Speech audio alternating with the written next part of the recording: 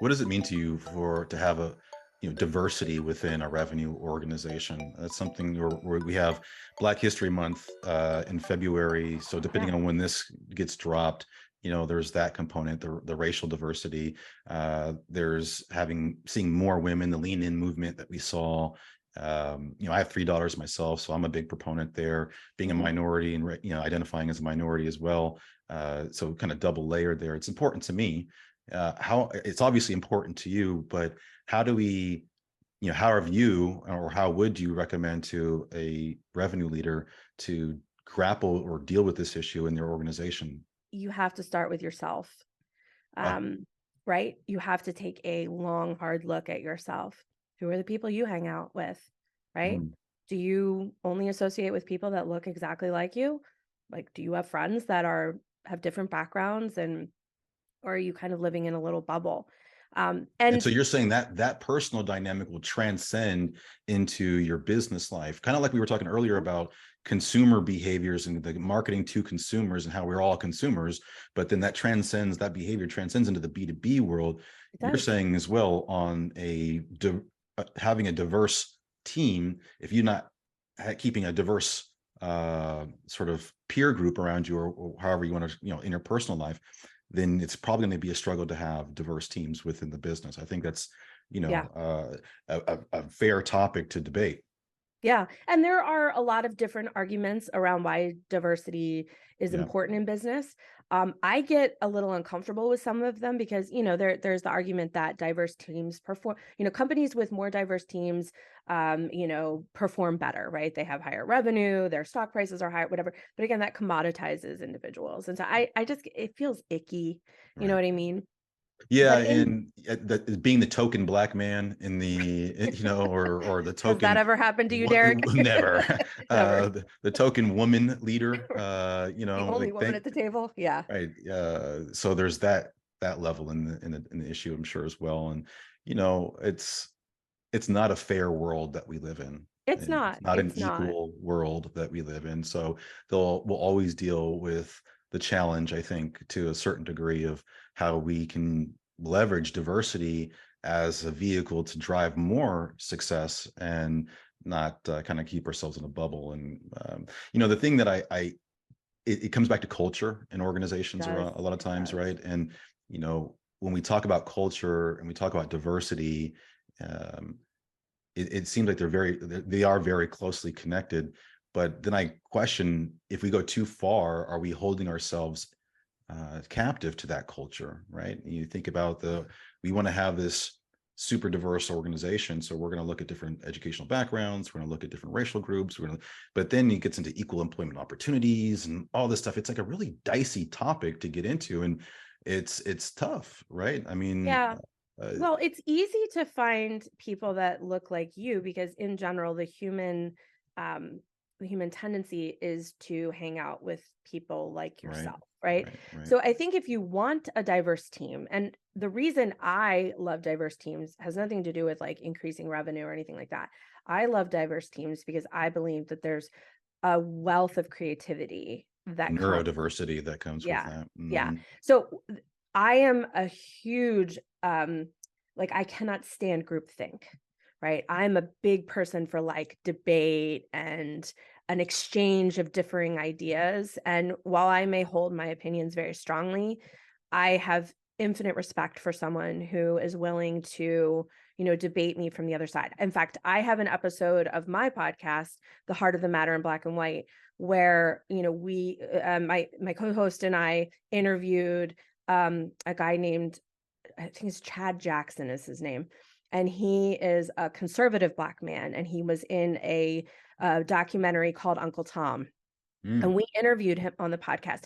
And I loved that exchange because my political views may be like entirely different, but we were able to have this really amazing dialogue that was super respectful and like where we listened to it. We didn't have to agree. I Right. think that's what's missing right now in this free exchange of ideas is just respect and holding space for people with different viewpoints, not just screaming at one another.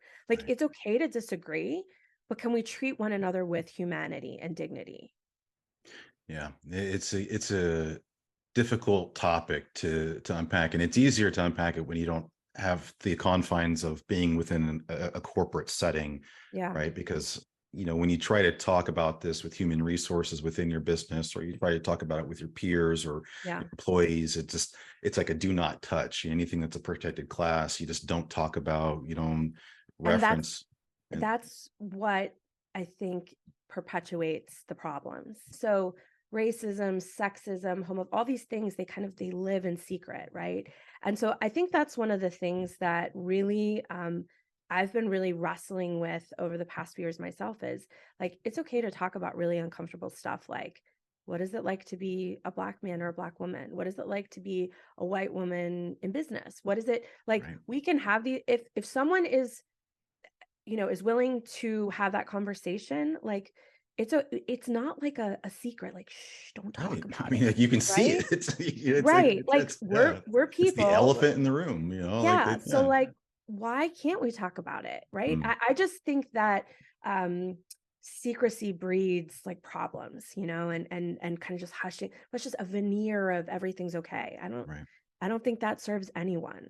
Well, I like what you said earlier about caring and sort of giving a shit about the person. Yeah. And that's how you built a relationship with your counterpart in marketing. And you have to care enough to have this issue with, have this conversation with people, right? I mean, in my career coming up, I often was, the only one who looked like me. And it was never anything that was ever discussed with any manager I ever had. I mean, I've had some great managers. I'm not going to discount them whatsoever, but you never really have a conversation about how are you feeling and how are you settling in okay. And you kind of dance around it in most cases. And I think maybe that perpetuates why we stick with those that are like us, because it's an uncomfortable topic for some of us.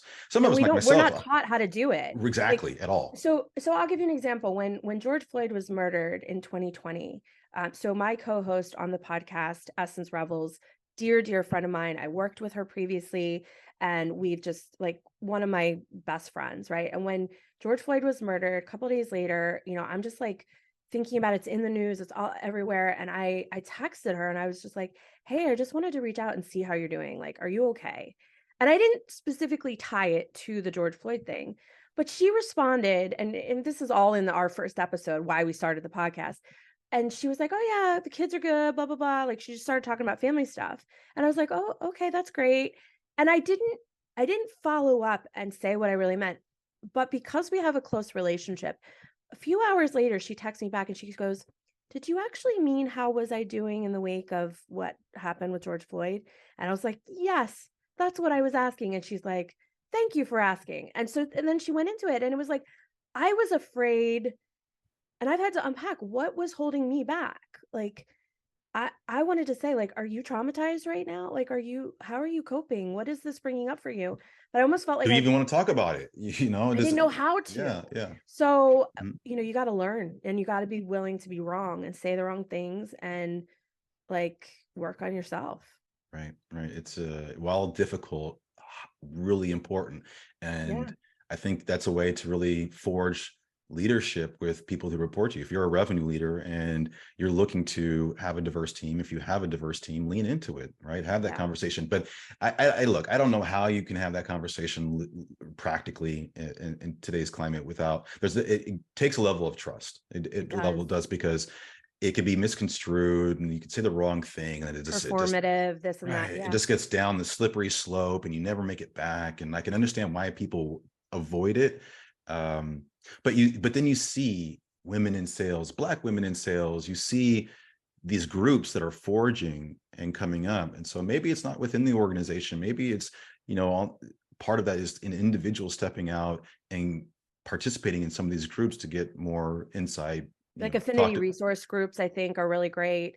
okay. Yeah. And I think that there's a level of the people who are willing to do the emotional labor, Mm, who can teach us, seek out those resources. Like that's one of the things that I've done mm, is like my Instagram feed, and like I follow so many activists because I want to learn from them.